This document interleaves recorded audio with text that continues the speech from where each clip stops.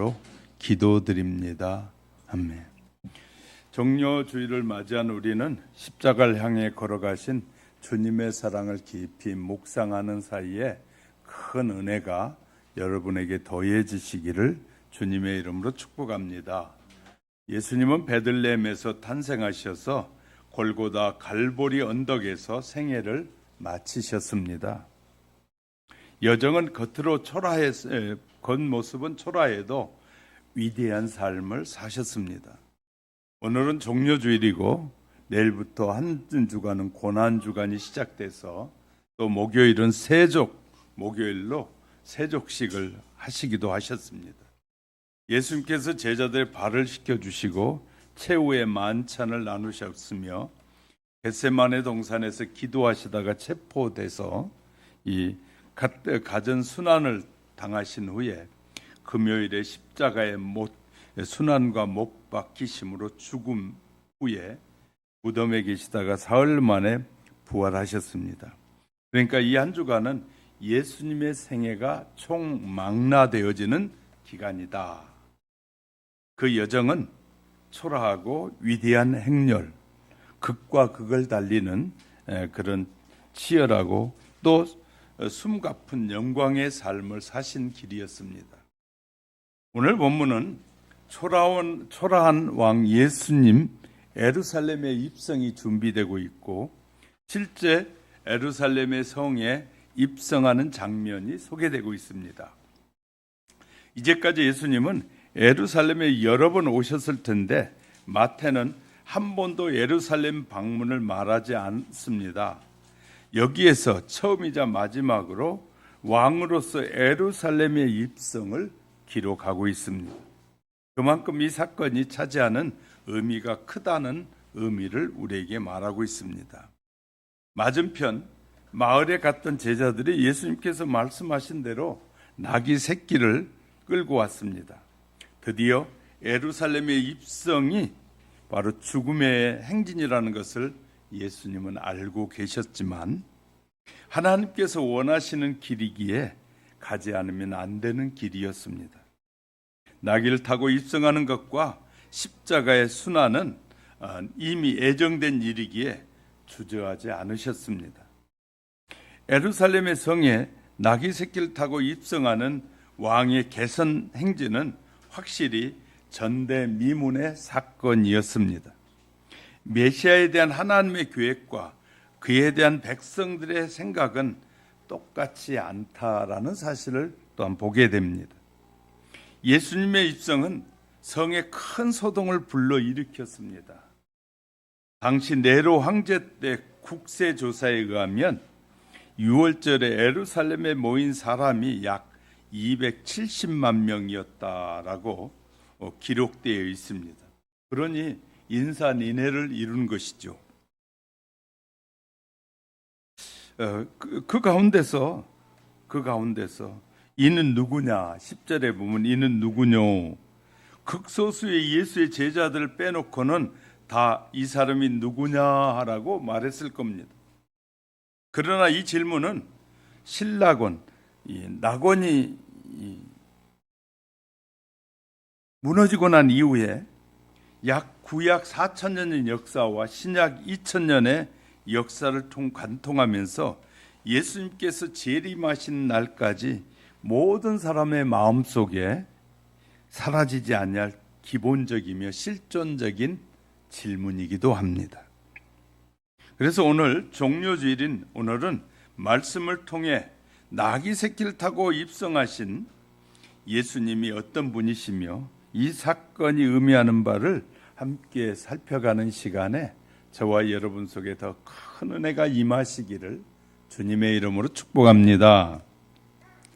6월절은 첫 번째 6월절은 하나님이 정해주신 때였습니다.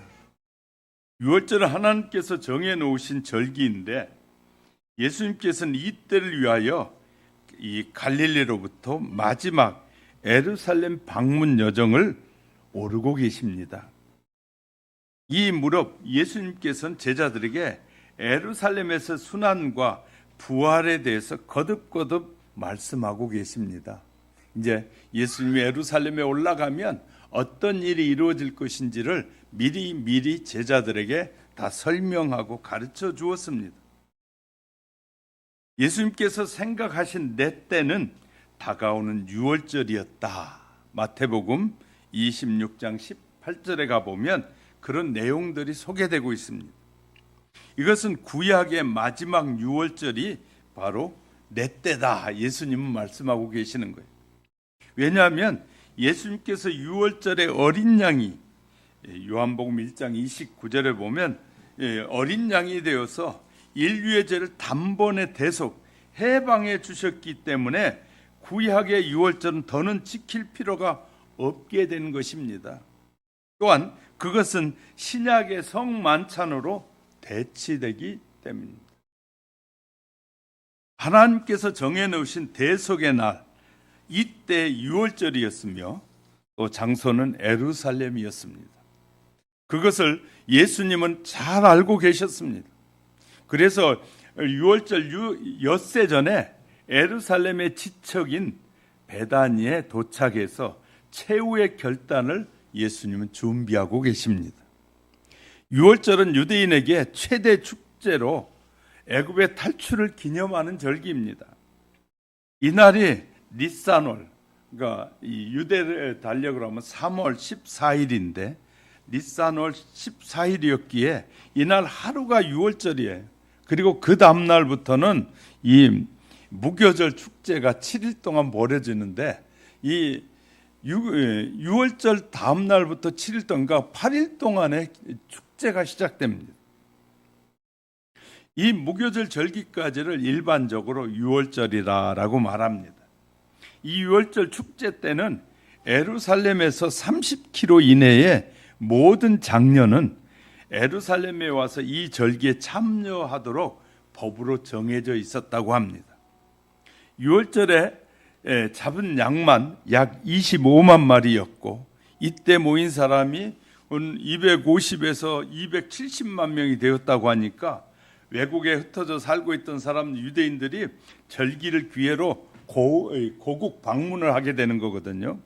이 참가자들이 대개 절기 이전에 예루살렘에 도착해서 이 절기를 이 구약에서는 성실하게 하기 위해서 이 발도 씻고 몸도 깨끗하게 하고 하는 이 준비를 하게 됩니다.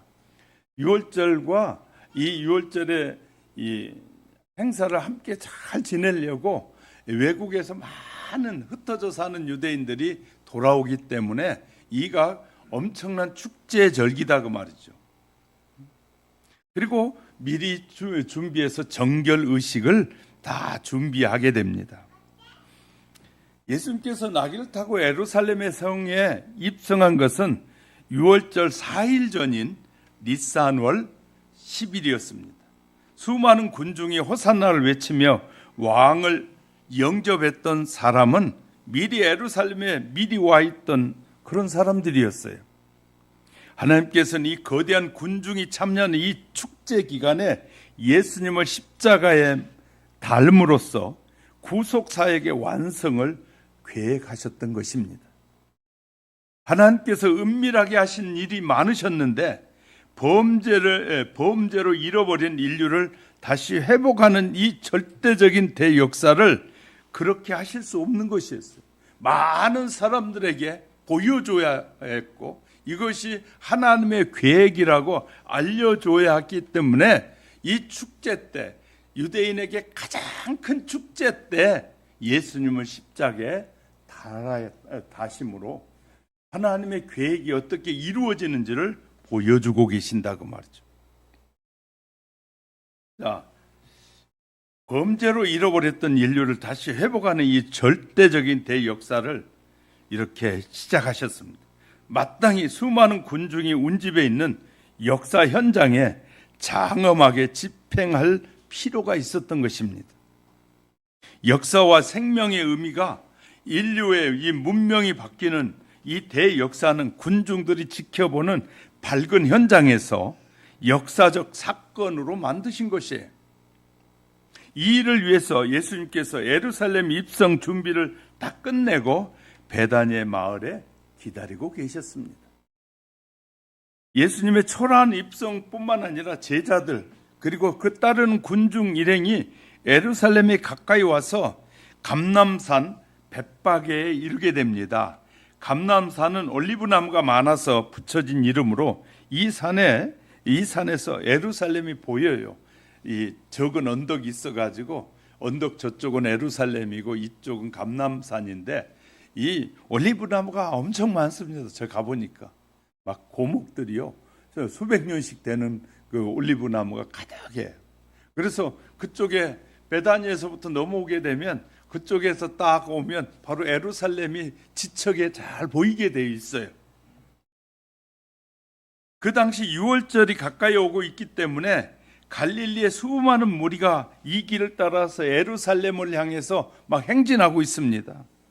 따라서 예수님의 일행은 무리에 휩싸려 아무도 모르게 조용히 예루살렘의 성에 들어갈 수 있었어요.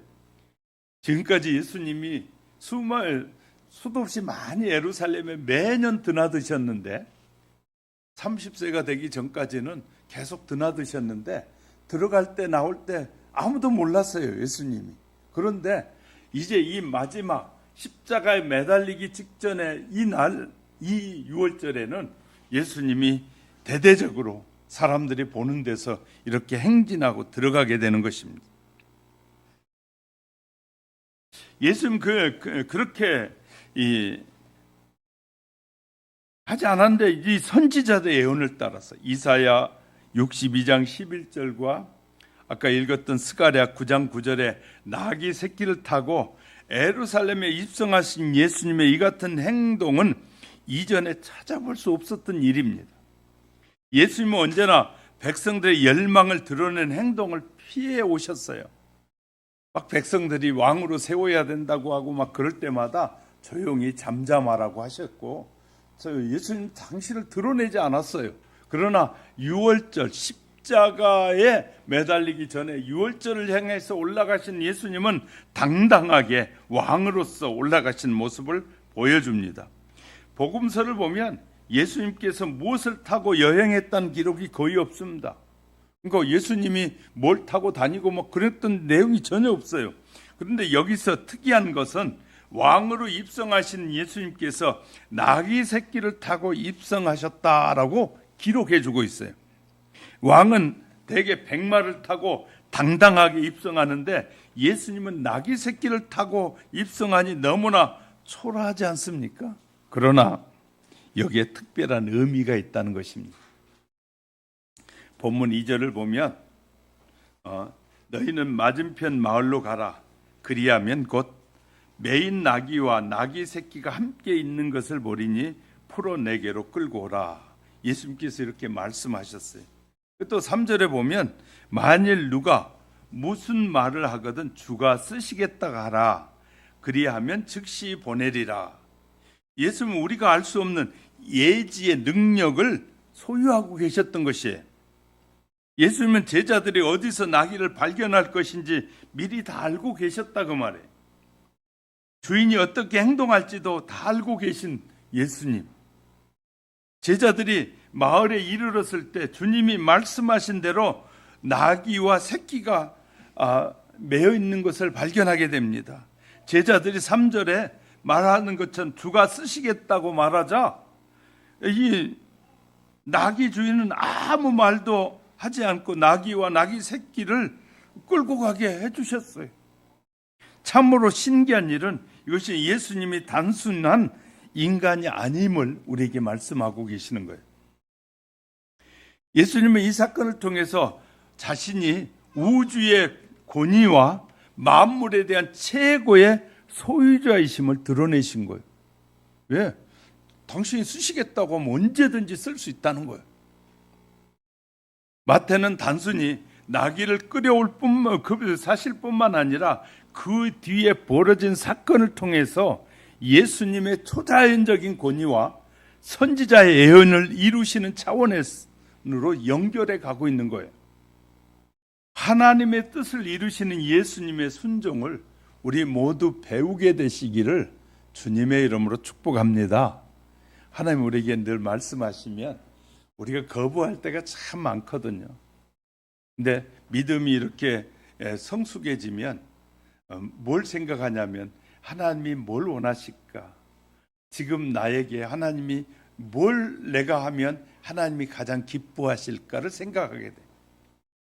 나이가 어린 아이들은 부모가 어느 때 기뻐할까 생각 안 합니다. 그러나 어른이 되면 우리 부모님이 뭘 해드리면 좋아할까? 이렇게 성숙하게 되면 생각하게 된다는 거예요. 자, 우리의 믿음이 이렇게 좋은 믿음의 사람이 되면 내게 주신 이 많은 것을 내가 누리는데 어떻게 하면 하나님이 기뻐하실까? 뭘 해드리면 가장 좋아할까? 이렇게 생각하는 사람을 우린 성숙한 사람이라고 합니다. 어린아이들은 그렇지 못합니다. 청년들도 잘 못합니다. 자기 마음에 안 들면 청년들은 막 짖는 힘으로 막 윽박지르고 남에게 막 강제로 막 힘을 쓰기도 하고 하지만 성숙해지면 힘이 있어도 그 힘을 남을 위해서 그렇게 쓰지 않고 선한 일에 쓰게 되는 사람, 이것이 성숙한 사람이에요. 미숙한 사람들은 힘만 자랑하는 사람들이 얼마나 많은지 몰라요. 그래서 깡패 집단이나 이런 그 집단, 힘의 집단이에요. 그들은 모든 걸 힘으로 해결하려고 해요. 그러나 어른이 된 사람들은 지혜로 해결해 가요. 어떻게 하면 내가 상대방이 좋아할까? 어떻게 해야 하나님이 기뻐하실까? 이렇게 생각하는 사람은 성숙한 사람이에요. 그래서 기도가 달라지게 되는 거예요. 여러분, 어린아이의 기도와 어른의 기도의 차이가 달라집니다. 성숙해진 사람의 기도는 달라집니다. 저희도 이제 묵상을 많이 하게 돼요, 이제 기도가. 왜냐하면 내가 어떻게 해야 하나님을 더 기쁘시게 할까? 내가 어떻게 해야 하나님이 영광이 될까? 하나님의 이름이 존귀해질까? 이걸 생각하게 돼. 그러면서 묵상해. 하나님, 어떻게 해야 하나님의 이름이 더 잘 드러날까요? 이렇게 생각하게 되면서 묵상하게 돼. 뭐 주세요? 이제 어릴 때는 달라고 많이 기도하는데 어른이 되고 나면 뭐 주세요가 아니라 어떻게 드려야 하나님이 기뻐할까? 이런 생각을 많이 하게 되는 거예요. 그 어른이 되면 이 철없는 아이들에게도 뭘 사줘야 아이가 기뻐할까? 뭘 먹여줘야 아이가 그냥 행복해할까? 이런 거 생각해. 이 어른이 하는 일이에요. 믿음이 성숙하게 되면, 저와 여러분 믿음이 막 크게 되면 막 뭐 내라 뭐 해라 막 그런 일 전혀 할 이유가 없어요. 왜냐하면 어른이 됐다는 것은 내가 가지고 있는 걸 가지고 다른 사람을 기쁘게 하고 우리의 가족을 기쁘게 하고 우리의 공동체를 기쁘게 하고 나를 구원하신 일을 기쁘게 하는 일이 내 삶의 가장 소중한 것임을 발견하게 되는 거예요. 할렐루야. 그래서 뭐 달라고 기도하는 시간보다 어떻게 해야 더 기뻐할까를 많이 생각하게 되는 거예요. 남자 힘이 세면 여자가 늘 남편이 뭘 좋아할까를 생각하고, 아내가 힘이 세면 남편은 아내가 뭘 해야 좋아할까, 이렇게 성숙하면 서로 생각하게 되는 거잖아요. 하나님은 우리에게 있어야 할 것과 필요한 것이 뭔지를 알고 늘 주신다라고 약속하고 계셔요. 그러므로 우리 성숙하다, 어른이 됐다는 것은요, 그 등치만 컸다고 어른이 아니라 생각하는 것과 말하는 것과 살아가는 삶이 남을 위해서 배려하고 베풀고 섬기는 것이 성숙한 사람이에요. 내가 얼마나 성숙한지는 우리가 스스로 살펴보면 얼마든지 알 수 있는 것입니다. 자, 두 번째, 제가 생각해 보시면 나귀를 타고 초라하게 입성하신 예수님. 본문 4절 5절 보세요. 이는 선지자를 통하여 하신 말씀을 이루려 하심이라 일렀으되. 자, 초라하게 입성한 것이 선지자를 통하여 약속된 일이에요. 예수님도 백마를 타고 당당하게 입성하실 수 있는데 그래, 하나님께서 선지자를 통해서 예언한 게 뭐냐면 이 초라하게 입성하는 거예요. 시온 딸에게 이르기를 내 왕이 내게 임하나니 그는 겸손하여 낙이 곧 멍에 매는 짐승의 새끼를 탔도다 하라 하였느니라. 마태는 스가랴 9장 9절의 말씀을 인용했다고 기록하고 있습니다. 예수님께서 나귀를 타고 모든 사람의 이목을 집중시킨 채 예루살렘에 입성하고 계신 이유는 먼저 선지자로 하신 말씀을 이루고 그 선지자를 통해서 말씀하신 것을 증명하시기 위해서 그렇게 하신 것이다. 그러면 스가랴 선지자의 예언은 내 왕이 내게 임하나니 라는 말씀으로 왕의 도래를 나타내고 있습니다. 특히 예수님의 백성의 환호 가운데 입성하시는 의미는 왕의 입성이 공식적이다라는 사실을 드러내고 있는 거예요. 이제는 예수님이 왕으로 공식적으로 입장하신다라는 뜻이에요. 평소에 자신을 드러내지 않고 말씀을 잘 가르치셨어요. 그러나 이제는 마지막으로 예루살렘의 군중들에게 자신이 왕 되심을 나타내는 방법으로 입성하고 계신단 말이에요. 이를 통해서 예수님은 자신이 왕이심을 공식적으로 백성들에게 선포하고 있는 것이에요. 두 번째, 그는 겸손하여 낙이 곧 멍에 매는 짐승의 새끼를 탔도다 했습니다. 예수님께서 낙이 새끼를 타고 입성하셨다는 것은 초라해 보이지만 왕의 성격을 나타내 주는 거예요. 자신의 왕권을 공개적으로 나타내시면서도 겸손한 모습으로 입성하시는 겸손의 왕이다. 만약 예루살렘의 멸망의 날이 도래하기까지 예수님이 왕 되심을 알았더라면 심판이 아닌 긍휼이 나타났을 겁니다. 왜냐하면 예수님은 겸손의 왕이시기에 죄인을 향해서 오래 참으시는 분이에요. 그때 제자들은 자기들의 겉옷을 벗어 나귀 새끼 위에 얹었습니다. 예수님 그 위에 타셨습니다. 무리는 대부분이 그 겉옷을 벗어서 길에 피었고 어떤 사람들은 정려나무 가지를 베어 길에 폈습니다. 이것은 왕에 대한 존경의 표시로서 앞에 가고 뒤에서 따르며 소리질러 가로되 9절에 보면 호산나 다윗의 자손이여 찬송하리로다. 주의 이름으로 오시는 이여 가장 높은 곳에서 호산나 공식적으로 입증하시는 왕 되신 예수님을 찬송하고 있단 말이에요. 예수님이 예루살렘의 입성을 한번 상상해 보시기 바랍니다. 세상 왕의 입성은 면에 보면 예수님의 입성은 참으로 빈약하고 초라하기 우스꽝스러울지 않을 수 없는 일이에요. 세상에 왜 어떤 왕이 이렇게 입성하는 왕이 있겠습니까? 세상의 왕은 백마를 타고 수많은 군대를 거느리고 위풍당당하게 이렇게 입성하는데, 그런데 예수님의 입성은 초라하기 그지없습니다. 이 모습은 빌라도나 로마 사람들에게 아무런 영향을 주지 못해요. 유대인의 전례에 따라 하는구나. 그들은 그렇게 생각한단 말이에요.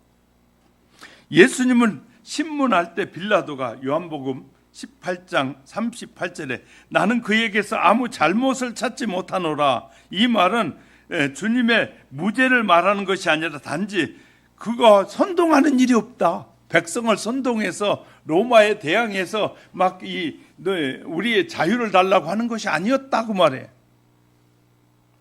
이처럼 예수님이 초라한 입성은 빌라도나 로마 제국에 아무런 영향을 주지 않았어요. 그러나 제자들과 무리의 환영을 받으면서 나귀를 타고 입성하신 예수님은 만왕의 왕이셨습니다.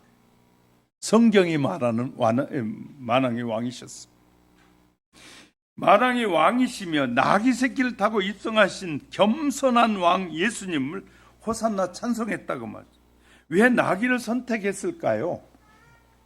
나귀는 그 용모부터가 볼품이 없는 짐승이에요. 볼품이 없는 짐승.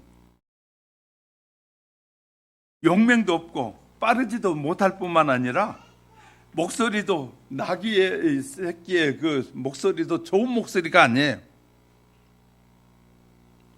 또 말처럼 기품도 없고 개처럼 영리하거나 씩씩하지도 않고 코끼리처럼 이풍당당한 의외였지도 않습니다. 어느 모로 보나 왕이 탈 만한 짐승이 아니었단 말이에요. 솔로몬 이후, 아니 세계 어디에도 나귀를 타고 입성한 왕은 없습니다. 하나님의 이 짐승을 메시아 입성에 동원하신 거예요. 이런 나귀의 이미지는 고운 모양도 없고 풍채도 없어 사람들이 흠모할 만한 아름다운 것도 없으며 멸시와 천대를 겪으시고 질고를 동정하신 이사야 53장 2절 3절의 메시아 이미지와 같고, 말이나 코끼리 타지 아니하고 나귀를 탄 것이 바로 정복자가 아니라는 말입니다. 코끼리를 타거나 그런 말을 타고 하는 것은 정복자의 왕의 모습이거든요. 근데 예수님 정복자가 아니라는 거예요. 그래서 7절에 보면 7절에는 뭐라고 말하고 있냐면 이렇게 말해요. 나귀와 나귀 새끼를 끌고 와서 자기들의 겉옷에 그 위에 얹음에 예수는 그 위에 타시니. 이건 평화의 왕이고 온유한 왕이고 겸손의 왕이고 저항하지 않는 왕으로 오셨다고 말이에요. 제자들이 끌고 온 나귀 새끼는 이때까지 아무도 타보지 않은 것이었습니다. 왜냐하면 우리가 이제 알아야 될 이 구약에서 제물은 이 깨끗한 것이어야 되고 누가 타지 않는 것이 제물이 되는 거예요. 그러니까 말은 누구나 이 사람도 타고 저 사람도 타고 하지만 제물은, 하나님 앞에 드려지는 제물은 누가 타지도 않아야 되고 깨끗한 것이어야 돼요. 그러니까 어린 것이 깨끗하잖아요. 바로 이 제물을 상징하기 위해서 이 나귀를 타신 거예요. 법궤를 실은 마차도 다른 데 사용한 일이 없는 것이었다라고 사무엘상 6장 7절에 기록되어 있어요. 예수님께서 이 모든 의미를 가진 분이시기 때문에 아직 아무도 타보지 않은 나귀를 타신 것은 당연한 일이었어요. 이것이 바로 하나님의 계획한 일이단 말이에요. 원래 장차 첫 새끼, 첫 열매 등은 하나님의 것이었어요. 그래서 하나님께 첫 것이 바쳐지는 것처럼 이 첫 새끼를 바치는 것이에요.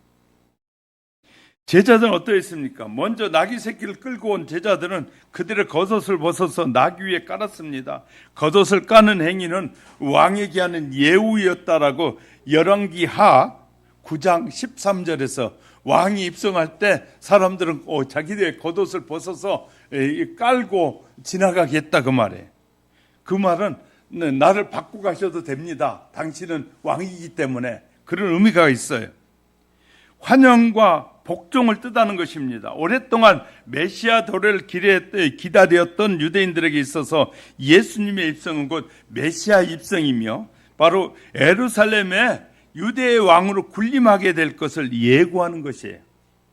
예루살렘의 세계의 수도가 될 것이고 이 시온에서 하나님의 은혜가 강물같이 만국에 흘러가게 될 것을 이사야서 2장 3절은 약속한 것이 기대하고 있었단 말이에요. 유대인들은.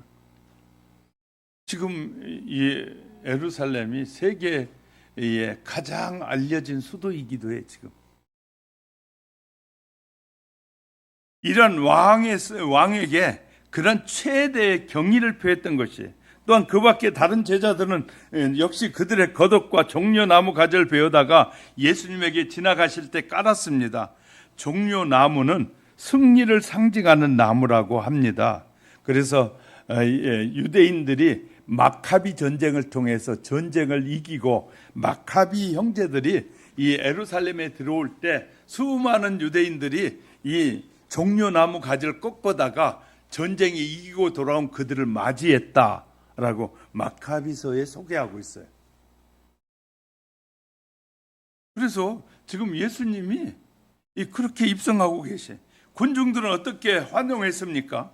이 군중들은 나귀를 타고 입성하신 예수님의 앞뒤를 따랐습니다. 그들의 손에는 창검 대신에 종려나무가 들려 있었다.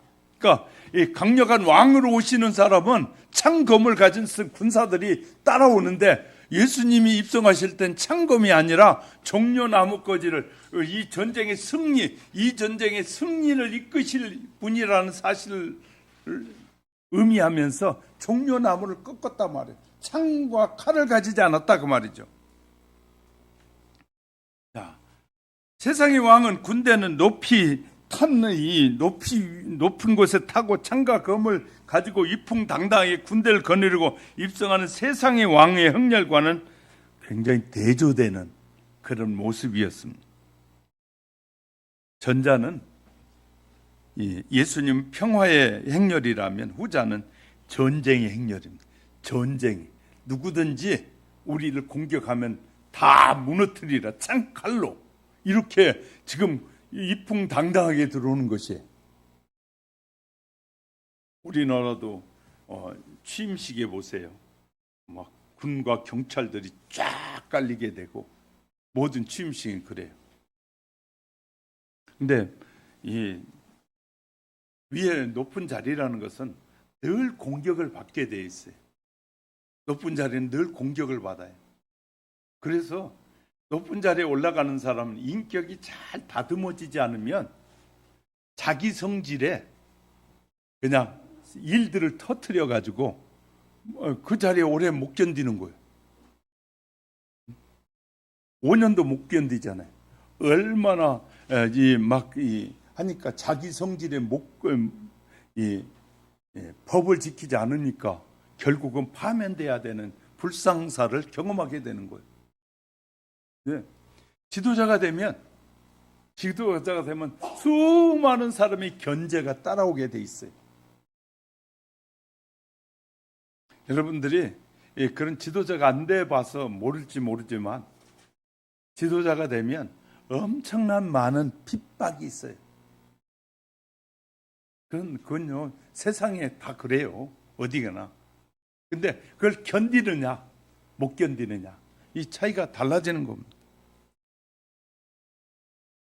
근데 예수님은 군중들이 이렇게 호산나 다윗의 자손이여라고 외치면서 호산나의 본뜻은 지금 구원하소서란 뜻이에요. 후대 만세의 뜻으로 바뀌어서 사용된 메시아 만세가 된 것이에요. 나중에는 호산나가 나중에 메시아 만세로 바뀌게 돼요. 마가복음 11장 10절에 보면 다윗의 자손이여 다윗의 나라여 주의 이름으로 오시는 이여 이 한마디로 메시아에 대한 감격의 칭호가 된 거예요. 드디어 대망의 메시아가 오신 것이 환호성 속에서 위대하고 찬란했던 옛 왕국의 모습을 부각하고 있는 거예요. 길고 긴 이 고난의 역사가 회복되었다. 우리 대한민국 사람들을 여러분은 어떻게 평가할지 모르지만 이 대한민국 사람들은 감사할 줄 모르는 사람들이다. 외국에서 그렇게 평가해요. 왜냐하면 그렇게 찢어진 가난한 나라에서 부강한 나라가 됐는데 늘 아직도 남에게 베풀 줄 모른다는 거죠. 그러니까 보세요.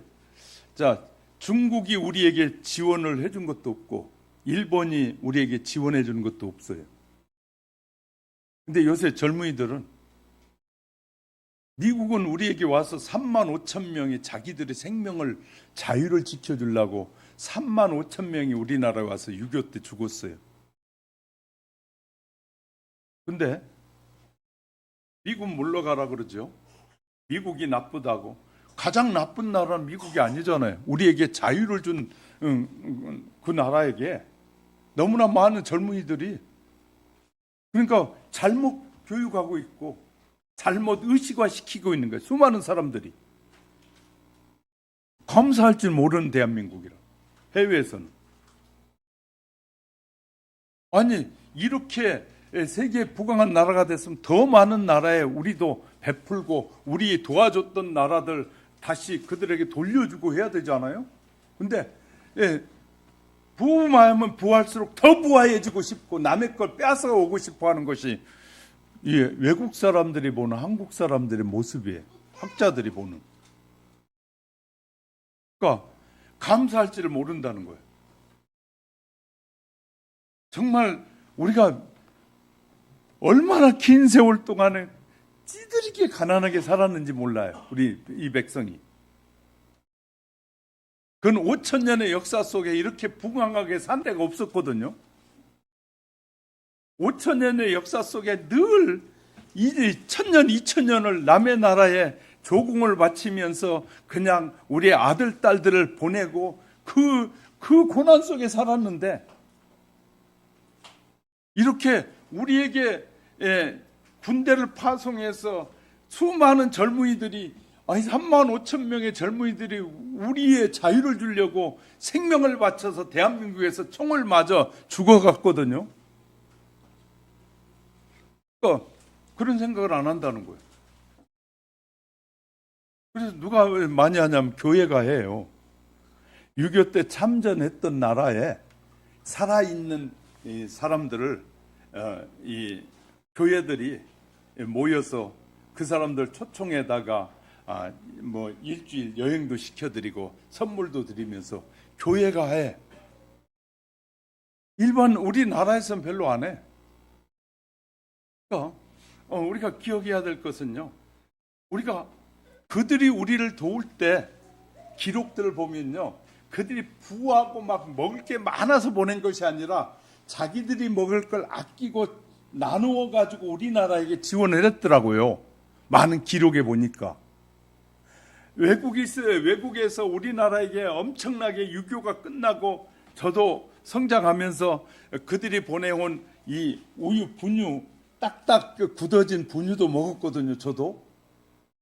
근데 그들이 막 돈이 남아서 보낸 게 아니라 그들이 중산층의 사람들이 다 먹을 것 줄이고 해가지고 배고픈 나라가 전쟁으로 인해서 배고파 죽어가는 사람들이 많다고 생각하고 그들이 이 교회가 막 알리고 그러면 막 성도들이 모아가지고 그것을 우리나라에 보내온 것이었어요. 그들이 막 돈이 많아 썩어서 막 넘쳐나서 준 것이 아니었더라고요. 근데 우린 그런 거 다 기억도 안 해. 그런 거 찾아서 보려고도 안 해.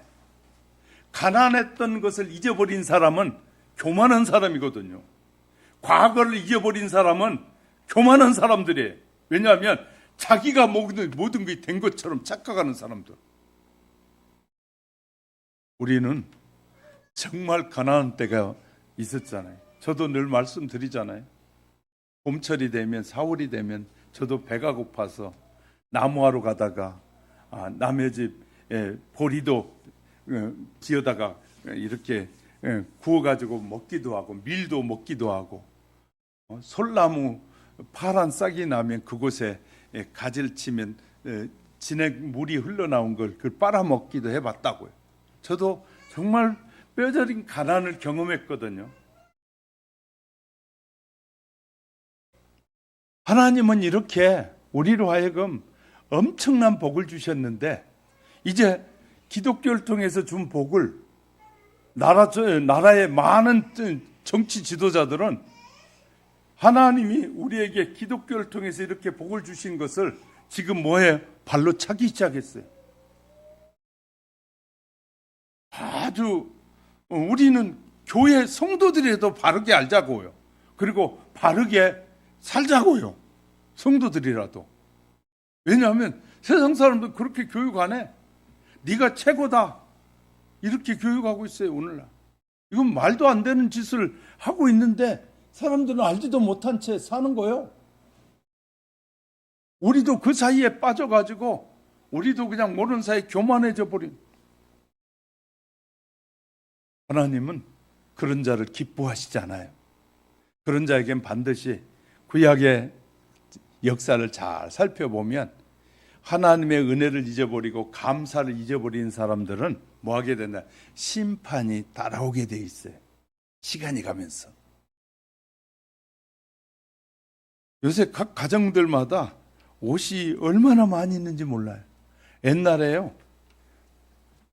여기 시골 여름 가본 요만한 나무 상자 하나가 그 가정 전체의 옷이었어요. 옛날에는 나무로 오칠해서 만든 그 상자 하나에 그거 하나 지면 보나리 개찜 그거 지면 이사 가면 그거 하나만 지면 갔어요. 옛날에 갈아입을 옷이 별로 없었어요. 그런 우리나라가 지금 집에 가면 옷이 막 쌓여 있어. 그래가지고 어떤 집에는 방 한 방 전체가 쌓였어요. 어떤 사람은 홈쇼핑에 빠져가지고 혼자 사는 사람이 작은 방에 홈쇼핑에 얼마나 물건을 많이 샀는지 포장을 뜯지 않는 것이 바닥에서 천장까지 몇 겹으로 쌓여있더라는 거예요. 이렇게 잘 사는 나라가 된 거예요. 하나님의 은혜를 저버리지 않아야 되는 거예요. 그러니까 우리라도 바르게 알고 바르게 기억하고 하나님 앞에 감사하고 다른 사람에게 자비를 베푸는 그런 삶을 살지 않으면 우리가 또다시 그 길을 가게 된다는 사실을 성경이 우리에게 알려준단 말이에요. 그러므로 정말 이 예수님께서 우리에게 오셔서 메시아로 오셔서 이렇게 하신 그 놀라운 일들을 우리가 진심으로 감사하는 저와 여러분이 되시길 주의 이름으로 축복합니다. 세 번째는 예수님의 영광스럽고 위대한 왕의 등장이었어요. 10절 11절에 보면 예수께서 예루살렘에 들어가시니 온 성이 소동하여 이르되 이는 누구냐 하거늘 무리가 이르되 갈릴리 나사렛에서 나온 선지자 예수라니라. 예수님이 예루살렘에 입성하자 온 성이 소동했다는, 여기서 소동하다는 말은 에세이스데라는 헬라어 용어인데 보니까 해석해 보니까 땅이 흔들린 상태, 지진이란 뜻도 있다라고 쓰여 있어요. 예수님 초라하게 나귀 새끼를 타고 입성하셨는데 예루살렘의 성의 중심부가 흔들렸다고 말해요. 10절 온 성이 소동하여, 온 예루살렘이 소동하여 예수님이 누구인가에 대해서 관심을 갖기 시작했다. 당시에 이스라엘 지배해왔던 로마 당국은 밀란과 반란에 매우 민감했어요. 특히 6월절 기간에는 이스라엘 민족 해방운동이 최고조에 달하는 시기였기 때문에 그런 걸 생각해 보면 예수님의 예루살렘 입성 사건은 로마 당국에 모종의 조치를 취했을 것 같아요. 그뿐만 아니라 이스라엘의 종교 지도자인 바리새인과 제사장들이 역시 민심이 예수님에게 끌리는 현상을 묵도하고 상당히 두려워하고 있었단 말이에요. 비록 초라하나 위대하신 예수님의 행렬을 따르던 무리는 갈릴리로부터 동행했던 사람들뿐만 아니라 환호하는데 대열에 끼어있던 사람들이 여기서 10절에 그는 누구냐라는 질문에 11절에 무리가 이르되 갈릴리 나사렛에서 나온 선지자 예수라라고 답했단 말이에요. 이 말은 예수님에 대해서 정확한 답이었습니다. 무리 예수님을 11절 갈릴리 나사렛에서 나온 선지자다라고 소개하잖아요. 왕이다 그 말이에요. 그들은 모세를 통해서 예언한 선지자 예수님으로 알았을 겁니다. 그 모세를 통해서 뭐가 예언되었냐면요, 이 선지자가 예언되어 있었어요. 신명기 18장 15절에 가면 앞으로 선지자가 올 것을 모세가 예언했단 말이에요. 자, 이 수많은 세기를 거쳐오면서 질문이 나사렛 예수, 과연 그는 누구인가? 인류가 타락한 후에 창세기 3장 15절 이후에 여인의 후손, 아브라함의 자손, 또 실로, 모세와 같은 선지자, 이새의 뿌리, 다윗의 자손, 예언 속에서 암시해왔던 그가 누구냐고 말이에요. 이 질문은 구약 4,000년간의 사람들의 마음속에 새겨져 왔고 또한 마태복음 1장 18절 20절에서 성령으로 잉태된 자다. 하나님의 약속한 사람은 성령으로 잉태된 자다. 마태복음 1장 23절에 처녀가 잉태하여 낳은 인물이다. 구약에 약속했던 그 선지자는 또 민수기 1장 21절 인류의 죄에서 구원할 자다. 신약에서 구체화됐는데 약 2000년의 역사를 통해서 그는 신화가 아니라 과연 그는 구세주인가? 다시 말하면 그는 누구인가? 똑같은 질문이 계속되어 온 거예요. 고린도전서 2장 7절에 비밀이 감추어놓은 하나님의 지혜로 표현하고 있는데, 이 말은요, 알 사람만 안다는 거예요. 하나님이 감추어줬기 때문에 아무리 말해도 못 알아듣는데, 여기 있는 사람은 예수가 바로 우리의 메시아다, 우리를 구원하신 구원자라고 믿기 때문에 예배를 드리고 있는 거예요. 그러니까 아무나 알지 못하는 거예요. 우리가 방송을 CTS나 방송이 CBS나 수도 없이 기독교 방송이 막 전파되잖아요. 우리나라에도 기독교 방송이 5개예요. 공식적으로는. 그러니까 5개의 방송을 통해서 이 예수가 누구인지를 계속해서 말하는데 사람들이 안 믿어. 듣지도 않아요. 그러나 우리는 듣고 믿는 사람들이에요. 할렐루야. 이게 차이가 있는 거예요.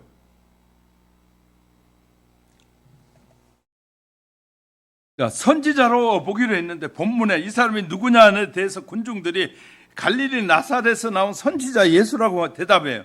때때로 백성들의 생각은 하나님의 생각과 가까울 수도 있어요. 이 대답이 완벽한 것은 아닐지라도 틀린 것이 아니다 말이에요. 군중들은 예수를 선지자로 본 것은 나인성의 과부의 아들을 살렸을 때 그랬습니다. 그래서 나인성에 있던 과부의 아들을 살렸더니 누가복음 7장 16절에 큰 선지자가 우리 가운데 일어나셨다, 이렇게 막 소문이 나기 시작했어요. 그리고 예수님이 수많은 병자를 고치고 귀신 들린 자를 정상으로 만들어주고 죽은 자를 살려낸 사람, 이는 틀림없이 큰 선지자. 그는 예수를 이 마가복음 8장 27절에 30절에 세례 요한이라고 하고 더러는 엘리야, 더러는 선지자 중에 하나다라고 말했단 말이에요. 예수를. 또 어떤 사람은 왕으로 생각한 거예요. 예수님은. 그래서 디베라 광야에서 오병이에 5,000명을 먹이고 12 강주리가 남기는 기적을 행했을 때 군중들이 예수를 왕으로 삼으려고 했다고 요한복음 6장 15절에서 기록하고 있어요. 왕이 충분하다. 왜? 5,000명, 2만 명이나 되는 사람들을 다 먹이고도 남았으니 저분은 왕이 되고도 남을 뿐이다. 우리의 왕으로 삼자. 왕으로 생각한 사람들도 있었어요. 그런 사람들, 그런 생각에 있는 사람들에게 예수님의 입성은 이 9절에 호산나 다윗의 자손 찬송하리로다, 주의 이름으로 오시는 이여, 이 마가복음 11장 10절에 찬송하는 주 오는 우리 조상 다윗의 나라여, 이렇게 막 사람들에 의해서 막 세워지고 있었단 말이에요. 그런데 또 이렇게 보는 사람도 있었어요. 예수를 기만자로 본 사람이 있었어요. 사람들 잔뜩 기대하고 있는데 이제 유대에 들어오셔서 왕으로 군림하실 분으로 생각했는데 갑자기 빌라도에게 끌려가지고 제사장이 끌려가지고 끌려다니면서 아무런 힘을 쓰지 못하니까 사람들이 우리를 기만한 자다, 기만자라고 생각하기도 했어요. 근데 예수님의 정확한 명칭은 이 선지자고 왕이시면서 제사장이 가장 정확한 답이에요. 뭘 때문에 오셨다? 마지막 제사장으로 오신 거예요. 그래서 당신이 제사장이면서 당신의 몸을 들여서 하나님 앞에 온전한 제물이 되시기 위해 오신 거예요. 믿습니까? 그래서 우리가 예수님이 제사장으로 오셨어요. 그래서 이걸 누가 알았느냐면 세례 요한이 알았어요. 그래서 세례 요한은 요한복음 1장 29절에서 보라, 세상 죄를 지고 가는 하나님의 어린 양이로다. 예수님은 이 사실을 알 세례 요한에게 이렇게 말씀하셨어요. 마태복음 11장 10절, 여자가 낳은 자 중에 가장 큰 자다라고 예수님이 말씀하신. 왜냐하면 그것을 바로 세상 죄를 지고 가는 어린 양이라는 사실을, 하나님의 어린 양이라는 걸 안 것이 세례 요한이 알았기 때문에 여자가 낳은 자 중에 가장 큰 자다라고 말씀하셨던 거예요. 그 밖에 모두가 이 진리를 비밀로 감춰서 이는 누구뇨? 라고 했지, 예수가 바로 하나님의 어린 양의 제사를 위한 어린 양으로 오신다는 사실을 안 것은 세례 요한만이 알았다는 거예요. 그래서 예수님 마지막 제사장일 뿐만 아니라 마지막 제물이 되셨기 때문에 우리가 지금은 제물이 없는 예배를 드리고 있는 시대에 살고 있는 거예요. 이것을 이해하지 못한 안식교는 지금도 우리를 향해서 왜 제사 안 드리냐? 저희들은 제사도 안 드리면 저희들도 안 드려요. 그러면서 우리한테 제사 안 드린 우리는 이상하다라고 우리에게 말해요. 그러니까 진리를 얼마나 많이 깨달았느냐에 따라 달라지게 된다는 사실입니다. 저와 여러분은 예배하는 우리 예수님은 죄를 사하는 제사장으로, 미래를 말씀하신 선지자로, 영원한 나라의 왕으로 다시 오실 메시아를 여러분의 마음속에 모셔드리고 그의 오심을 진정으로 환영하는 은혜가 늘 여러분 속에 함께 하시기를 주님의 이름으로 축복합니다. 말씀을 정리할게요. 사랑하는 성도 여러분, 예수님 나귀를 타고 초라하게 예루살렘의 성에 입성하셨습니다. 무리는 뜻도 모르고 자신들의 옷을 벗어 깔고 종려나무를 흔들며 환호했습니다. 주님을 장차 오실 영광의 왕으로 영접했다 그 말이죠.